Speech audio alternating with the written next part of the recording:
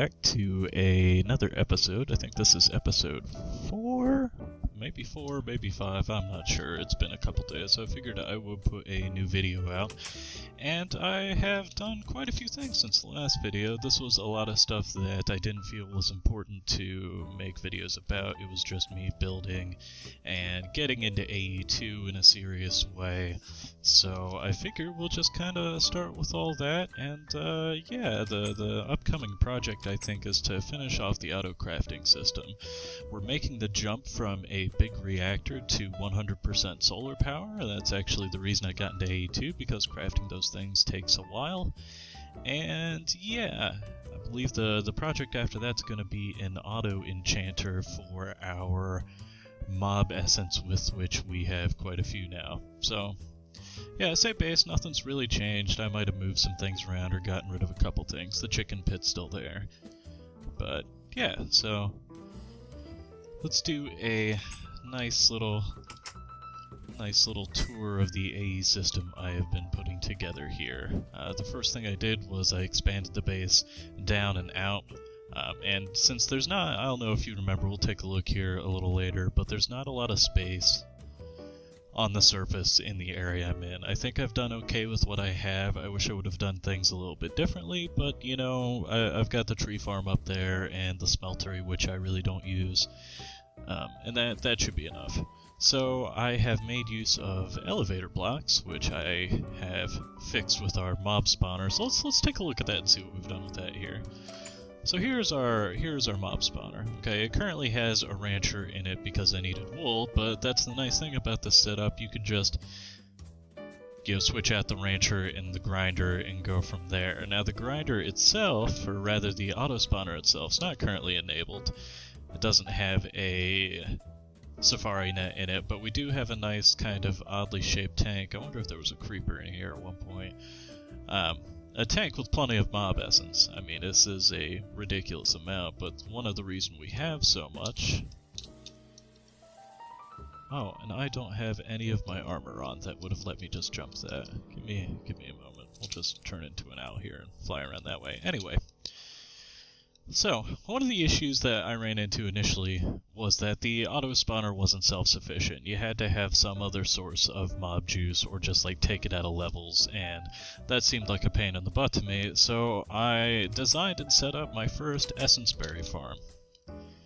And yes, this one's not within the harvesting range of the harvester there, but I've actually used a lot of Mine Factory Reloaded stuff without having meant to. It just kind of happened. So for right now, the power cabling goes all the way back to the big reactor there. We will be replacing that with the power line to the solar farm, which we will be putting together here shortly, I hope. But we have a harvester, and I had found 7 essence berry bushes. I wish I had twice this amount, but it's doing fine for now. So power comes into the harvester here. The harvester I haven't made any adjustments on, it just kind of works. The harvester puts out sludge, which can be turned into fertilizer, and I think there's kind of an obnoxious way to turn it into clay, but if you look, so there's like 100 buckets of mob juice in the auto spawner over here. I mean, I think each one of these tanks holds 7 buckets, plus the 4 that's in there. And I haven't replaced any of these sludge containers, so it would take quite a while, not really be worth it. So from the harvester, we just have a buildcraft pipe. Now remember, you have to use wooden transport pipes to interact with inventories. It's really annoying, but just kind of how it works. And then we have gold transport pipe, not to just speed up the items, because the gold buildcraft transport pipes will increase the item speed, but it's just kind of what I had on hand. So the essence berries leave, and poof, and then they're in the autonomous activator, which is simulating a right click right now, which if you put the essence berries in there and right click, the levels or XP we get is instead picked up by the sewer here. It's kind of the boxes are kind of weird to look at when you're in Morph. I just have to be a bat so I can fly around and show you. But yeah, so it hops into the sewer, and then it follows an Ender IO fluid conduct. Well, that's weird. What is there lava doing there? I didn't see that before. Anyway, so it follows that way through there.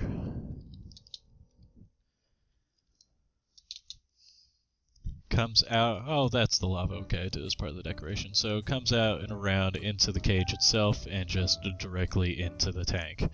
The tank spawns, or the tank sends mob essence down to the auto spawner. The grinder kills the auto spawner, kicks the mob juice back up, and the items are dropped into a couple of barrels out here. You can see I have ender pearls and emeralds right now. But the emeralds is a separate thing. We'll come back to that. So the piping, you see I have both item conduit and power conduit. Actually, that one should be there. There's a buffer chest directly below here. I have a pickaxe. We can just take a look. So the harvester, or not the harvester, the grinder or the rancher will drop its items into this buffer chest, and the chest will filter things all the way back into the barrels 2 rooms back. So all the wiring here took me a little while, but just wait until we get downstairs and start talking about 82. That one I'm still working on. I'm glad I finally got it.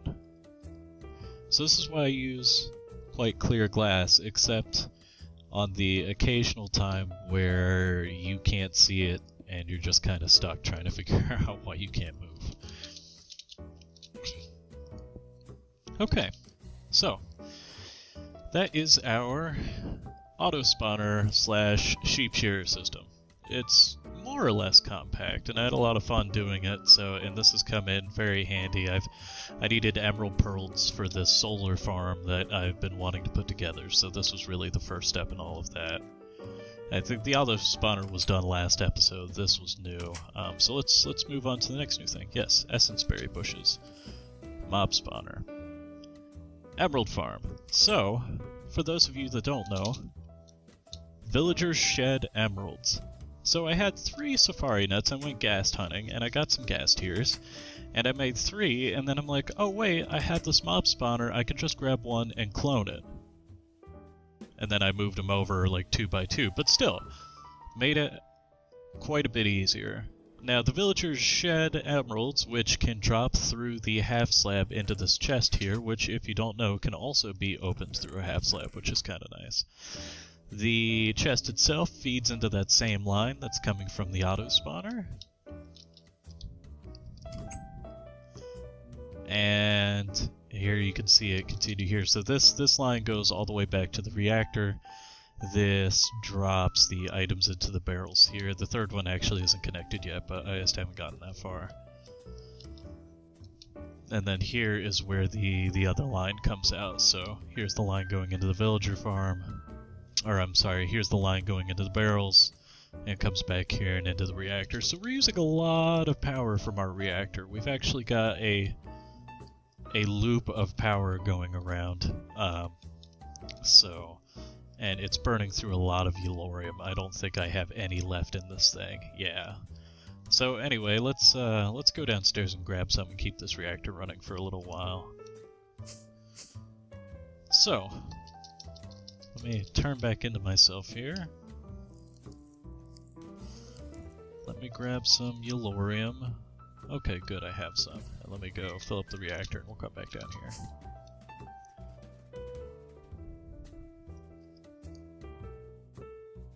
Oh, you're just not on. Okay, fine. Turn on. Okay. Had me worried for a second. I've had to go mining for Eulorium twice since I started building all these machines. It's kind of a pain in the butt. So that's the reason we're going to solar power, is because I'm tired of wasting resources on power. It should just work and I can use the sun. A la solar panels. But to do that, because here, look at these are the 2 solar panels, right? So the first solar panel requires silicon, energetic alloy, fused quartz, electrical steel, and a daylight sensor. Okay, the energetic alloy is redstone, gold, and glowstone. The silicon has to be made from sag milling clay. The electrical steel is coal powder, silicon, and iron. And then the fused quartz is for quartz and alloy smelter. But you see, like, there's a lot you have to do here. So I was taking a look at the recipes between the basic one, which could move up to 10 RF per tick, to the advanced one, which output 40 RF per tick. And the reason for that is while the... Oh, give me a second. Okay, so it's a good time to notice that the Minecraft window has been cutting off like a tenth of the right. So anyway, that's fixed now. I was looking at, and of course I took a few minutes in between cuts here. I was seeing my roommate off for Christmas. I apologize about that. So yeah, the difference between the advanced photovoltaic cell is that this moves 40 RF per tick, whereas the regular one moves 10 RF per tick. So with the regular one, it would take me like a solid 30 to match the output of my reactor. But my reactor outputs maybe 260 RF per tick, which means if I did it with the advanced ones, I would need maybe 10 at max to really match what I'm already doing. So we'll come back to that. So let's go over the ME system I've put together. I made one change since the last take. So the ME system hub, if you know anything about computer networking, this controller block is very much like a router of sorts, except it's the collective central point. It's not an outlet to something else yet, anyway. And it moves information, energy, items, fluids, and what have you, basically wherever you want it. Now, there are certain AE2 items that require a channel. So let me grab a wrench here and we'll go downstairs. Okay, I couldn't see crap there. So let's grab a wrench.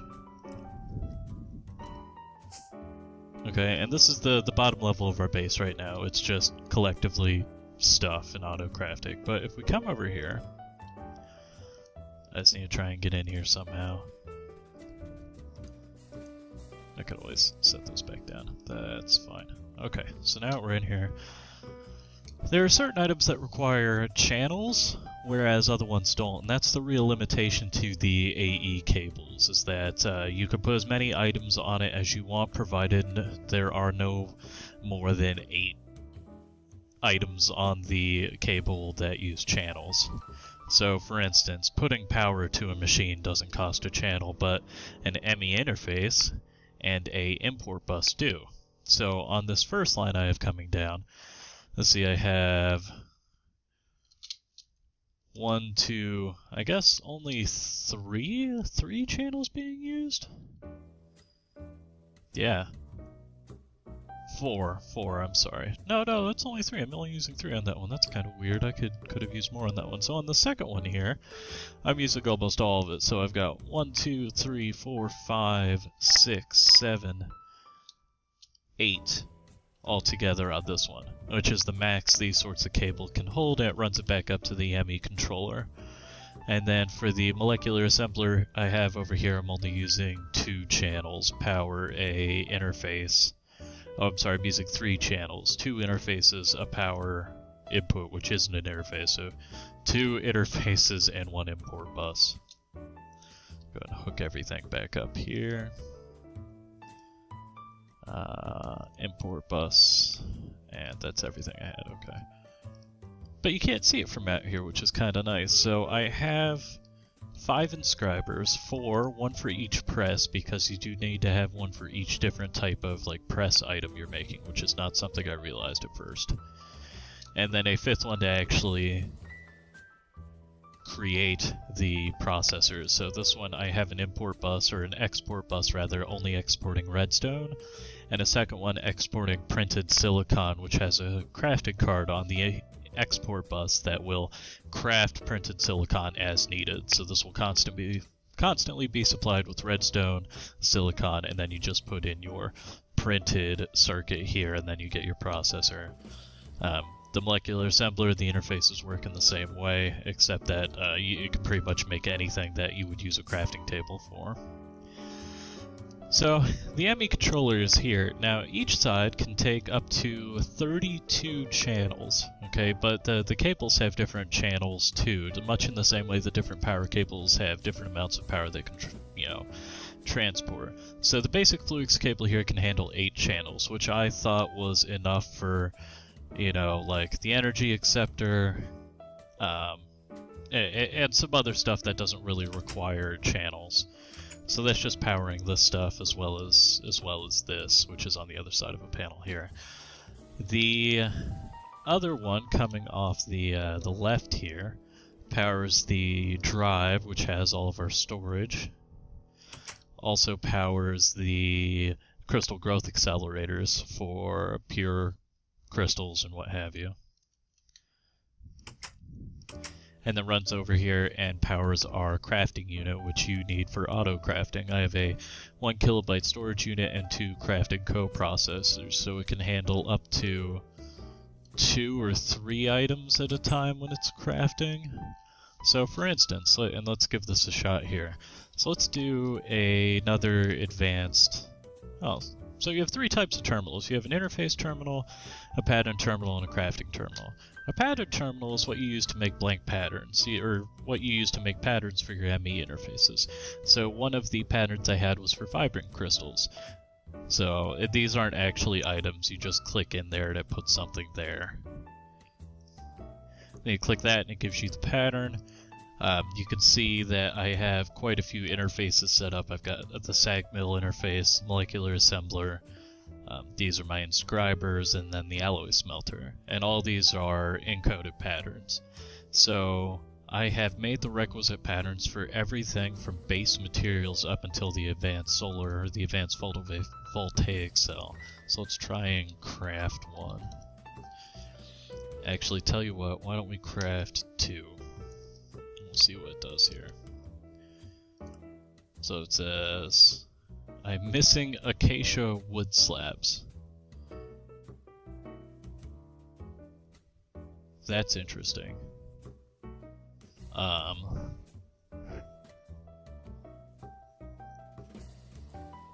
Do I have any acacia? Ah, I do. Great. That's odd that the pattern requires a particular type of half slab. I thought Eddie would work. I'll have to remake that. There we go. So yes, we go. Yes, we would like to craft, let's say, 5 of them. Hit next. So we have 9 emeralds, that's fine. We have enough Certus or nether quartz available. We have to craft quite a few vibrant alloy nuggets. We have to craft 9 vibrant crystals, craft 17 vibrant alloy, craft 9 pulsating iron, and then you just see everything that you would have to put together. Well, this will do all of the work for us. Now granted, it's going to take a while because, and let me go ahead and start this. And just to make sure it's running. Yep, so let's go downstairs and take a look.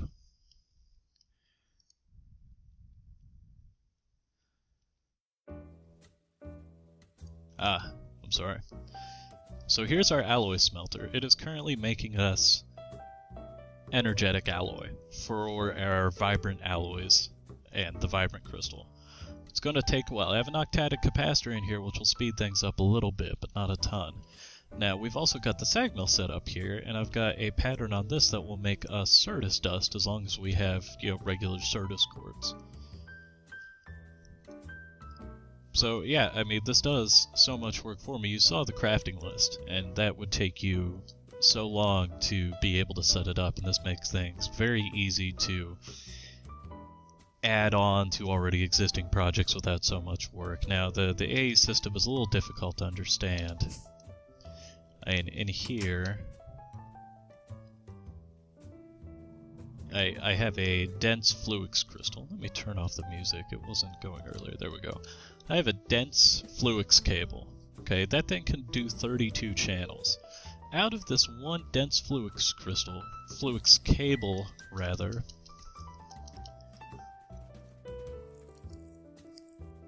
get under here. Out of that one dense, I have 3 separate lines coming off. The white one that's doing half of the inscribers, the red one which is doing the rest of the inscribers, and this red one which is powering the molecular assembler and also the alloy smelter and sag mill. So, I mean, it's really kind of difficult to get into. Like, I need to set up a nether quarry soon, which is why we're making the auto enchanter. But I really need more storage and drives to make full use of this. So what I may end up doing is running a line up here over, and then putting the drives in here maybe just along the walls, because each one's going to take a channel. So I'll have to run probably some dense cable over from the top and lay all that out, but that's for maybe a stream or something like that. I won't bore you with that. So how are we doing on our advanced... Okay, we're still working on it. Now, so if you take a look at the crafting terminal, it'll tell you how far you've gotten. You could just sit here, like, it makes Minecraft a game of waiting for buckets to fill, just like Civ 5. The shark is playing Civ 5, I just saw that right now. So, the only thing it has left to make are the pulsating iron, and that's iron and ender pearls?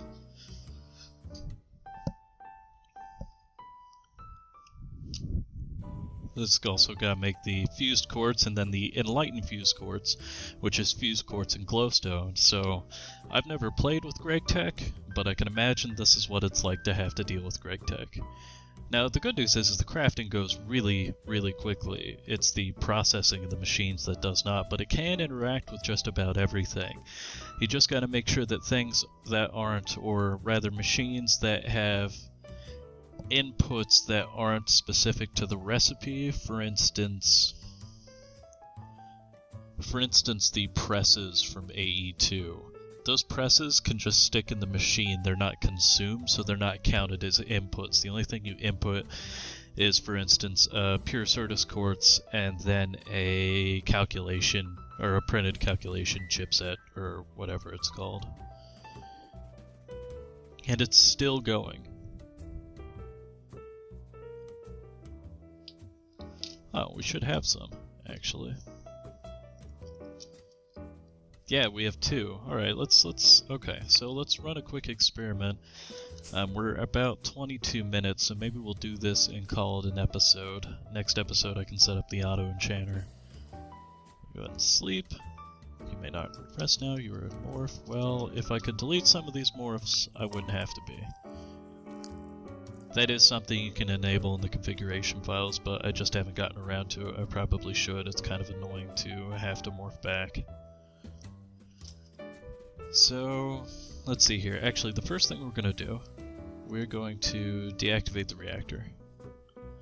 Then we're going to go outside, and I'll show you the solar farm setup thus far. It's not very impressive.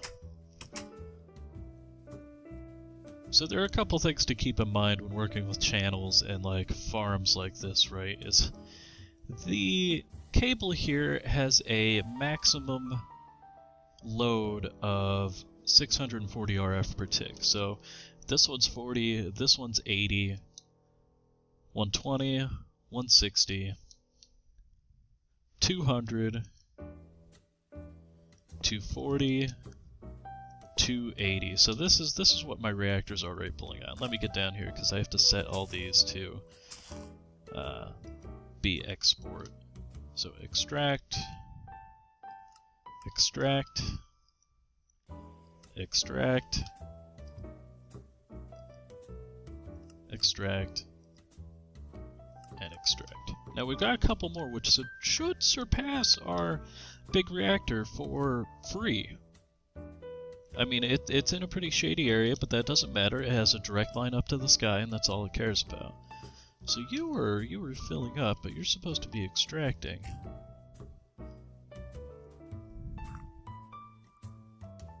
Maybe we just have all of our power requirements met. That would be fantastic. Because I was thinking about long term when I'm gonna need a lot of power, just setting up 2 or 3 different lines or getting a better energy conduit running up there. But let's check the capacitor and see what it says.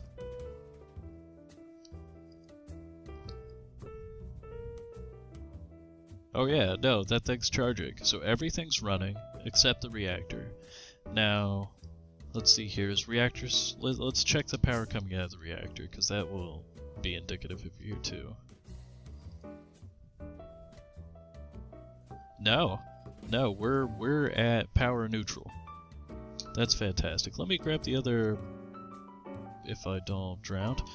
Let me grab the other photovoltaic cells. We'll add those, and then yeah, I'll start doing some pre-work on where we're gonna put the auto spawner and go from there. And here are the other 3.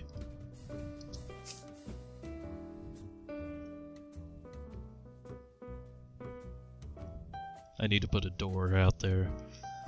The only door I have to get in and out of the house is on the front side, and I'm never trying to access it from the front side. But being forced to walk around, I mean, I can think of worse things.